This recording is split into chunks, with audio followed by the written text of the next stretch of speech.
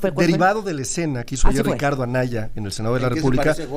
¿Con qué personaje se parece? Ya dije los primeros argumentos. Luego dice doble personalidad. Gollum vive dividido entre su yo bondadoso Sméagol y el oscuro Anaya. Anaya también vive en contradicción. Se vende como ciudadano ejemplar, pero actúa como político tradicional. Un discurso para los jóvenes, pero alianzas con los dinosaurios. Y aquí va a concluir. Ambos terminan solos. Gollum muere solo, devorado por su obsesión, cayendo en el abismo de su tesoro. Anaya políticamente está igual, sin partido real, sin estructura, sin aliados fieles, solo en el discurso, atrapado en su propio eco. Y concluye.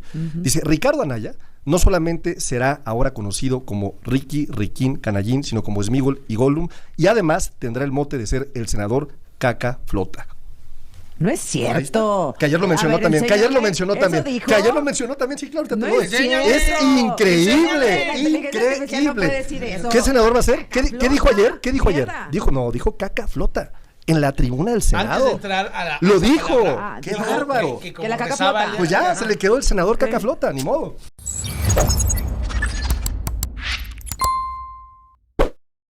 Un saludo para los pregoneros. De todo mi corazón.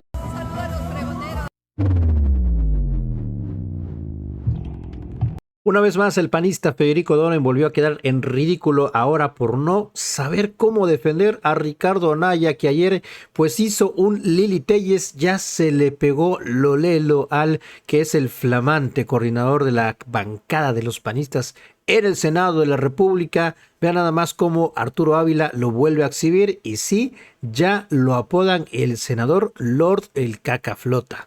Vamos a escucharlo, mis estimados amigas y amigos pregoneros. No pudo Federico Dori, que esta vez quedó en ridículo gracias a su patrón Ricardo Anaya.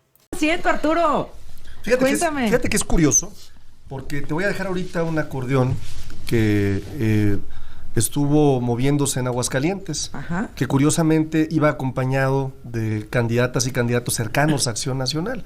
Entonces, sí, ese tema, que los gobernadores también se movilizaron, claro. Pero con el acordeón de la presidenta. Pero coincidía con el acordeón. Y Samuel García coincidía también. con los acordeones. Entonces, yo digo que los incentivos están mal puestos. Ahorita te lo doy. Hay mucha suspicacia. Yo empezaría por decir que las y los mexicanos estamos de fiesta. 13 millones de personas salieron a votar porque hubiera una justicia por fin, por dejar atrás los vicios del pasado, por dejar atrás el poder político y el poder económico con el poder judicial. Estamos muy contentos y los únicos que están de luto están en esta mesa.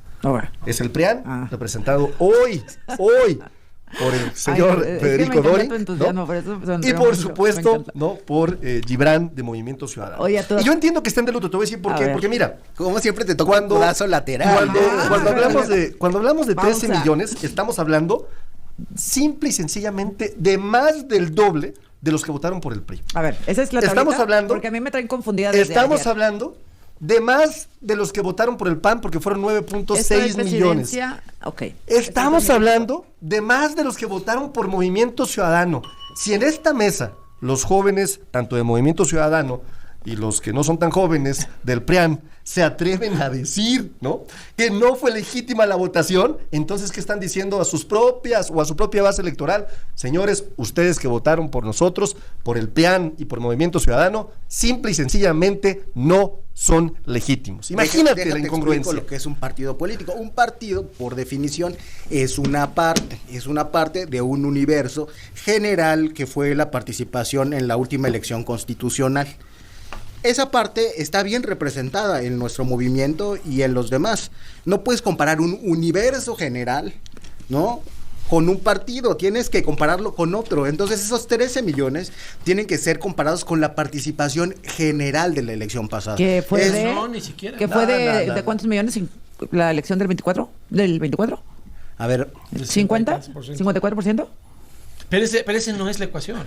Esa es la trampa de, ya no le voy a decir como no le gusta aquí a mi amigo, pero acaba de ser eso, ¿no? O sea, ese vocablo de la cantinfleada se le acaba de echar superlativa. A ver, esta es como tu video, suena, de la fiesta que no llegaron y cuánto te costó.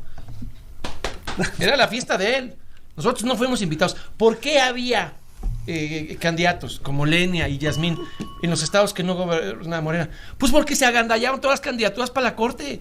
O sea, para completar los 9 y que no les ganaran las mentadas de madre a Noroña o los votos nulos o vacíos, porque el vacío es nulo, pues había que llenar 9. Y si todo es de Morena y tú quisieras votar porque tienes una elección local en Veracruz, en Durango, en Aguascalientes, renovaron Poder Judicial, por eso hubo votación, pues tienes que escoger de entre lo que hay. Y para la Corte se agandallaron todo. Entonces, pues ni modo que no votaras por algo de lo que había ahí. Y el Tribunal de Disciplina va igualitito. Pero a ver, déjame decirte por qué el fracaso es de él completito.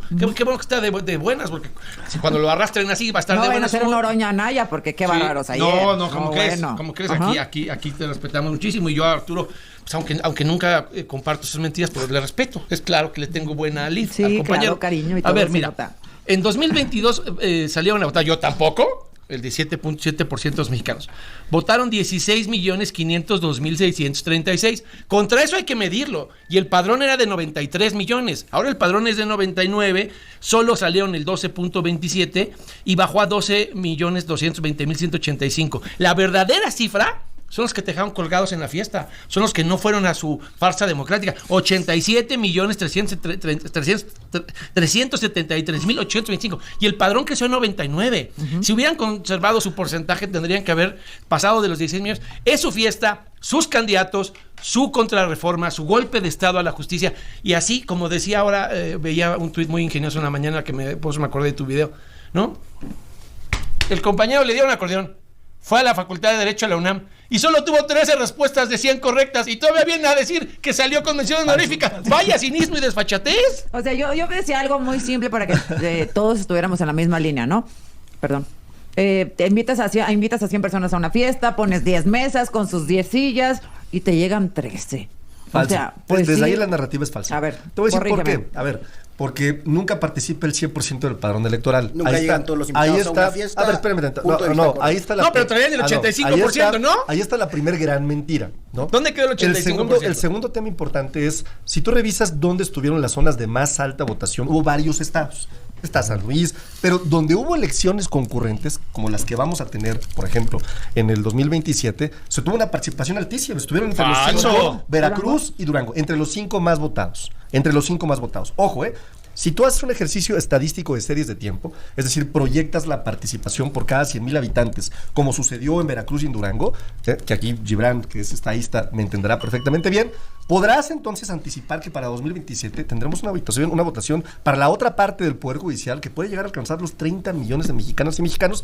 Y claro, el INE tendrá que ir corrigiendo, ¿no?, algunas de las cosas que fueron parte del proceso que a ellos les tocaba organizar. ¿En qué falló el INE? Pues habrá que ver, habrá que analizar. En intervenir, en no ser una maceta de ornato. Finalizo diciendo Veo algo. cómo se circulaban acordeones sin hacer nada. Esto le duele mucho a la oposición. Te lo voy a pasar, Luciano, tú que siempre muestras de una forma espectacular y elegante. Fíjate, a ver. El ministro Hugo Aguilar Ortiz, por cierto, primer ministro de origen indígena, de pueblos originarios, que a la derecha, estos que se sienten españoles de la monarquía, ya sabes, les duele como nunca, ¿no? Como nunca, ¿no? Él solito logró más votos que el PRI. Es más, ya esta no estaba actualizada, ahorita ya rebasó los 6 millones. Solito tiene más legitimidad que el partido del que son aliados, socios, cómplices, donde Federico Dorin se voltea y le dice todas las mañanas a Alito Moreno, gran líder supremo. A ver, déjame aclararle dos cosas aquí. Porque el problema es que todavía no aprende gran cosa. A ver, primer mentira, porque hay que refutarle una por una. Dice que cuando sean concurrentes va a votar más gente. Falso, mira. Los datos, es que el teleprompter, o como le dijiste, el Pinterest, pues no ayuda para el debate. Mira, Durango. O sea, dices, a ver, perdóname, Dorin. 5.900.000 y el PAN 9.600.000. ¿Sí? ¿Y el PRI? Sí, pero como estábamos hablando del PAN, ¿sí? Y el PRI 5.700. O sea, Hugo tuvo más votos que el PRI, ¿sí? Menos que el PAN. Poquitos. Pero lo que dice Gibran es que pues no es pero es que eso no es comparable, claro que porque sí, lo que tienes que comparar sí. son sus 12 millones. No es cierto. A ver, ¿qué decía aquí nuestro amigo? Sus mentiras. Falso. Nada más voy a decir todas las cosas que ha venido aquí a decir, ¿no? Primero, el 85% de popularidad implica que hasta los que no votaron por Sheinbaum están con ella ahora. Pero eso es cierto. Eso decía él, ¿sí o no? Pero es cierto. Él decía no. O sea, la popularidad de la presidenta es punto y aparte. No. Es aprobación porque la gente tiene empatía con ella por las agresiones de Trump y cree que respaldarla a ella es defendernos de Trump. Pero a ver, concentremos en el error fue traducirlo como si fuera No, Apoyo el error, no hay error. Judicial. Es la propaganda de este mentiroso que viene a decir que hasta los que no estaban con Sheinbaum ahora ya estaban con ella. No está en la urna. El liderazgo del López Obrador será lo que sea, pero sí se trasladaba a la urna. El de ella no se traslada a la urna. Ese 85% es ficticio. A ver, ¿contra qué hay que medir a Morena? Olvídate de los demás partidos, ¿no? ¿Contra qué hay que medirlo a él? Contra sus 36 millones de votos que viene aquí a presumir todos los jueves. Pasó de 36 a 12. Está en el 33% de lo que dice que traía en el 24. No es presidencial, no había las mismas casillas. Falso. Déjame callarle la boca bonito, con porcentajes para que no digas. Falso. Te doy porcentaje rápido. Segundos. Las mentiras de Arturo. A ver, Del mira, PAN. no es cierto. En Durango votaron por alcaldías 44.87%. Por la farsa judicial, habiendo elecciones locales en Durango, solo el 18.79%. Ok, Eso pero sí fue uno de los más altos. Sí, pero lo que estoy desmintiendo es la procacidad de Arturo de que en el 27 la gente sí se va a volcar. No, la gente supo diferenciar entre lo que sí es importante como la alcaldía y lo que sí te da certeza de quién contaba tus votos y la farsa judicial sin ciudadanos contando esas boletas. Coahuila. Sí, Coahuila tiene el 23.82, sí. Es el número 1. Tenía elección local, no tenía elección de ayuntamientos. Ese sí es mérito, pero no es un gobierno de Morena. Veracruz, el 19.36% votó por la farsa judicial, el 49.98%. 30 puntos porcentuales de diferencia de gente que dijo... No me interesa. No me interesa. A ver, y refuto lo del ministro. Es muy interesante, dos cosas. Como los estados que más votaron por el ministro son Veracruz, fíjate, Veracruz, Coahuila, Aguascalientes, Guanajuato, Jalisco, Chihuahua, Oaxaca, Querétaro, México y Durango. La mayoría no gobernamos por él. ¿Quiénes son los que le dieron la competitividad a Batres? Nuevo León, el estado que mejor trató a Lenia Batres de todo el país fue Nuevo León, la Ciudad de México, Chiapas, Tamaulipas, Tabasco y Guerrero. Es que la verdad que como tú estás tan predecible, yo también te traje esa gráfica. Esa gráfica demuestra, mira, cómo no hasta arriba, ¿no? Está ya. Ahí se ve el pico rojo. Pásanos tu material, como lo hace Gibran y como lo hace Francisco. Ahí se ve el pico rojo de Nuevo León. Permíteme, escucha para que aprendas. Esa franja, la quinta, fíjate cómo es la contienda entre Aguilar y Lenia y cómo Nuevo León es el que más se dispara de todos a favor de Lenia. O sea, esa línea, esa barra ¿Ya que... viste Aguascalientes? No, es que no alcanzo a ver. Y en esa que te di, que es la otra, ok. si la pueden pasar, es donde más votado fue. O sea, donde más votada fue Lenia fue Nuevo León. Esta es la que me refiero. Mira, hacia la izquierda es en donde le gana Lenia a Aguilar. El estado que más la vota ella por encima de cualquier otro es Nuevo León, el entregado de Samuel, Nuevo la León, Ciudad de México, Chiapas, Tamaulipas, Tabasco y Guerrero. Y entonces, el estado que la empujan a Lenia. Ajá. Entonces, yo no Veracruz, Coahuila, Aguascalientes, Guanajuato. Entonces viene Jalisco, aquí Arturo con sus mentiras a decir que nosotros, no, al contrario, la gente que vive en los estados que no gobierna Morena es la que prefirió a Aguilar con respecto a Lenia. Está. Y te traigo esta otra gráfica que también les di. ¿Me da chance de escuchar a Gibran? Sí, el único estado en el que mandaron, en el que peor trataron a Lenia Batres es Aguascalientes. Aguascalientes prefirieron a Aguilar. ¿Dónde están todos sus argumentos de supuesta... Yo vine aquí a hablar del ministro de los pueblos originarios. Bueno, y te recibió más votos donde no gobierna Morena que donde pero ¿tú crees que yo no tengo ahí forma de que tengamos una base para hablar del ministro? Tú no tienes que vamos a competir, ver, pero bueno. O sea, tú favor. moviste tu base en Aguascalientes por el ministro. Yo siempre hablé de este ministro, se lo presenté a Doring en un partido.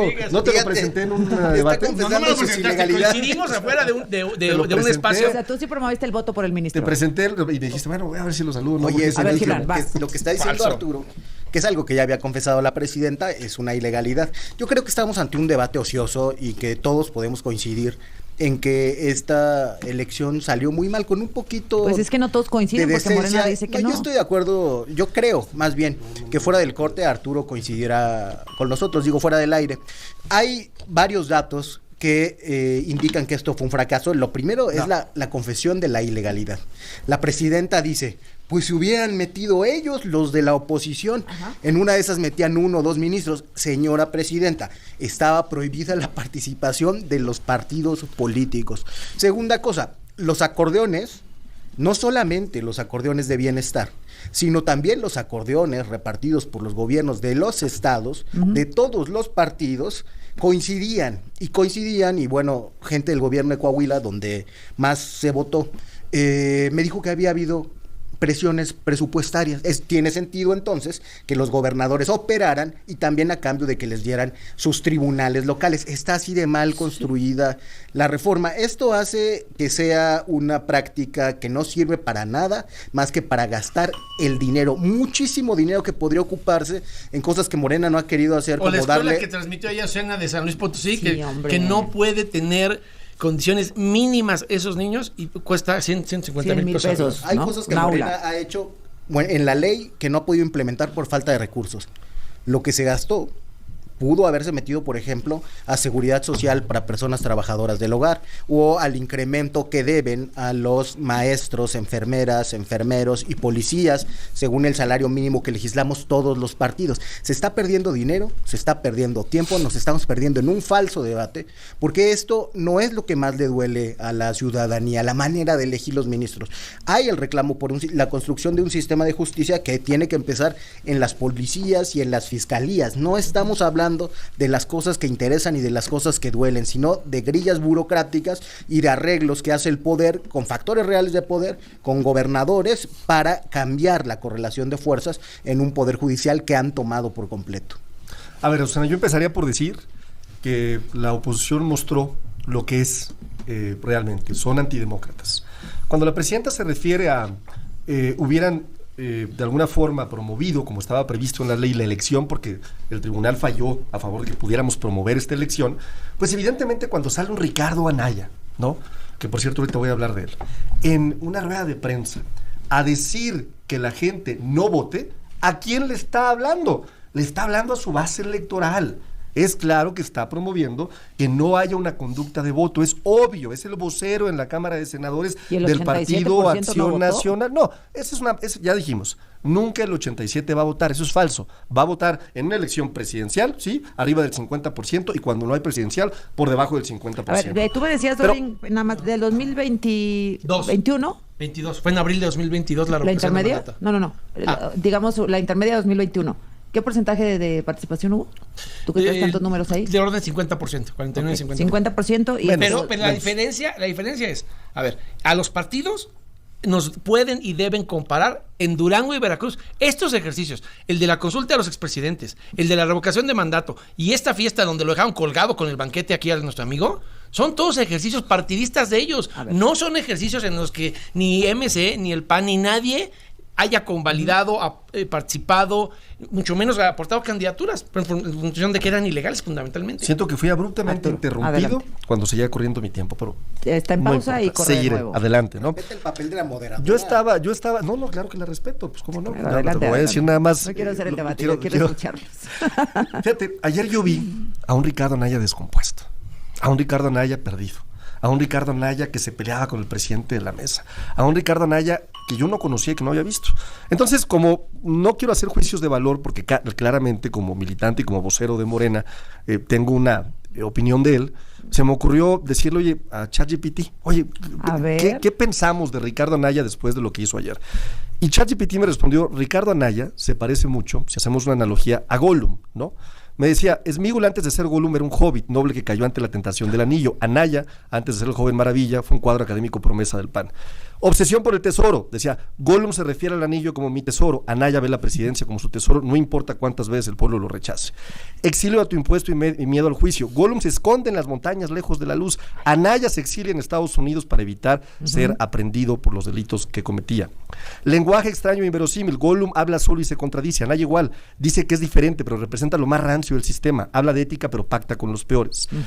Traicionan a quienes confían en ellos, Gollum traiciona a Frodo, que le dio una oportunidad. Anaya traicionó a Margarita Zavala, a Calderón, a su propio partido y al PAN, por supuesto. Ávila de Morena, que hizo una pregunta a la inteligencia artificial, diciendo, ¿cuál fue la pregunta? La pregunta es, ¿pero cuál fue? derivado de la escena que hizo ayer Ricardo Anaya en el Senado de la República, ¿con qué personaje se parece? Ya dije los primeros argumentos. Luego dice, doble personalidad. Gollum vive dividido entre su yo bondadoso, Sméagol y el claroscuro Anaya. Anaya también vive en contradicción. Se vende como ciudadano ejemplar, pero actúa como político tradicional. Un discurso para los jóvenes, pero alianzas con los dinosaurios. Y aquí va a concluir. Ambos terminan solos. Gollum muere solo, devorado por su obsesión, cayendo en el abismo de su tesoro. Anaya políticamente está igual, sin partido real, sin estructura, sin aliados fieles, solo en el discurso, atrapado en su propio eco. Y concluye. Dice, Ricardo Anaya no solamente será ahora conocido como Ricky, Riquín, Canallín, sino como Sméagol y Gollum, y además tendrá el mote de ser el senador Caca Flota. No es cierto. Que ayer lo mencionó también. Que ayer lo mencionó también. Que ayer lo mencionó también. Sí, claro, ahorita te lo digo. Es increíble. Increíble. ¿Qué senador va a ser? ¿Qué dijo ayer? ¿Qué dijo ayer? Dijo Caca Flota. En la tribuna del Senado. Antes de entrar a la, lo dijo. ¡Qué bárbaro! Que la Caca Flota. Pues ya, se le quedó el senador Caca Flota, ni modo. A ver, Federico. A ver, pues yo lejos de estar molesto con esta intervención cómico-dramática de Arturo, pues estoy, la verdad, muy contento porque imagínate el ridículo que tiene que hacer para desviar el tema. Yo no voy a caer en la provocación. El tema es el fiasco de su farsa judicial. Y así como él tiene que hacer estas machincuepas, pues ayer hicieron notas para evadir el debate. Cuando no tienen cómo contestarle a un panista con argumentos, pues vienen con chistes e insultos. Déjame decirte de qué tamaño son una porquería. Yo no dije eso ayer en el Senado. No, yo no estoy hablando de ti, estoy hablando de... A ver, vamos a poner lo que dijo Ricardo. Nada más déjame ponerlo. Vas. Dar la caca flota y ya empezó a flotar. Tenían en sus manos una oportunidad de oro para hacer una transformación verdadera. No salvaron a la República. Se adueñaron del Poder Judicial y me van a perdonar el francés. Hicieron mierda al Poder Judicial. A ver, Gibran. Bueno, la verdad es que no sorprende que se lleve ese nivel a la tribuna del Senado. Es algo que ya había pasado y que debo decir, sobre todo, contribuyeron 2 senadoras a bajar ese nivel. La primera fue Laida Sansores y la segunda fue Lucía Trasviña, ¿no? Ambas de Morena. Y yo, la verdad es que a mí sí me deprime el uso de la inteligencia artificial. Te voy a decir en qué me deprime. Primero, en los trabajos de mis estudiantes, en el posgrado, que muchas veces para hacer reportes de lectura ya recurren a ChatGPT. Pero en el pensamiento político es mucho peor. La inteligencia artificial a veces denota la falta de inteligencia natural y de planteamientos originales. Entonces acabamos leyendo en un espacio tan importante respuestas de esa inteligencia artificial a un chiste malísimo que hizo Gerardo Fernández Noroña. Fíjate qué casualidad. Hoy encontré que solo me quedaba un ejemplar de mi libro Vida y Muerte del Populismo, el último, y dije, ¿a quién se lo regalaré? Y te lo traje. No, siento que no me lo habías traído a mí. ¿A quién se lo trajiste? No, se lo habías traído a Arturo. No, te juro que es para ti. El cariño está en otro lado, hombre. No, siento que no, porque no dice mi nombre. Lo que se ve no se juzga. Te juro que era para ti. Ay, gracias. Bueno, Vida y Muerte del Populismo. Cuéntame más. Bueno, se trata de una reflexión sobre cómo el populismo es siempre un reclamo a la democracia realmente existente sobre la igualdad que no trae, ¿no? Siempre que haya un proceso donde las desigualdades se amplifican, hay la posibilidad de que el discurso populista, que ojo, yo creo que hay populismo bueno y malo, entre en escena. De izquierda y derecha. De izquierda, de derecha, y que termine muchas veces con el argumento de la voluntad mayoritaria, con las instituciones pluralistas. Puede suceder o no, y esto puede tener buenos o malos resultados. Siempre el argumento es el de la mayoría, y ese argumento funciona cuando tienes el 50% más 1 de votación. Hablar de democracia y de voluntad del pueblo cuando tienes 1%, 10% de la participación en una consulta, por ejemplo, es a todas luces sintomático de una falta de idea de lo que es la democracia y su legitimidad. Ahora, decía Federico y Gibran que tampoco les fue muy bien en Durango y en Veracruz. Pero yo quería antes refutar bueno, a ver. Algunas cosas a ver, muy brevemente, porque lo que quiere es desviar el tema. A ver, déjame darte el ejemplo de la clase de basura política que son. Sonora. De la clase de basura política. Morena, sí. Ellos dicen que el fondo de esta reforma, ¿cuál era? Que la gente escogiera, que el pueblo sabio eligiera a sus gobernantes y que les iban a dar justicia, ¿no? Bueno, en Sonora ganó la elección Daniel Acedo, al que obligó ayer el secretario de Gobierno Salazar a renunciar, porque no era el que quería Durazo, porque el que quería Durazo se llama Darbe López. ¿Por qué? Porque le fue muy mal, porque en Sonora votó el 9.72%. Es el penúltimo lugar, el peor lugar, coincidentalmente, fue Baja California con el 9%. ¿Por qué? Pues porque María está reventada por las mansiones del bienestar. Hasta el esposo ya pidió separarse de la vida pública porque no puede sostener su patrimonio y su trayectoria. Pero a ver, que amenaces tú a Lisbeth Garner, la tesorera del gobierno del estado, con correrla como corrieron a Macu Cañiz, que es el de los créditos educativos, si no renunciaba el electo para que quedara... ¿Y así fue? ¿Quedó el, así fue. presunto favorito de Durazo? Claro, él no ganó, claro. Él no ganó porque el secretario Salazar se equivocó en la operación. Ganó Daniel Acedo, pues lo pueden buscar. Sí, y renunció. Amenazada la esposa, que si él no renunciaba, ahí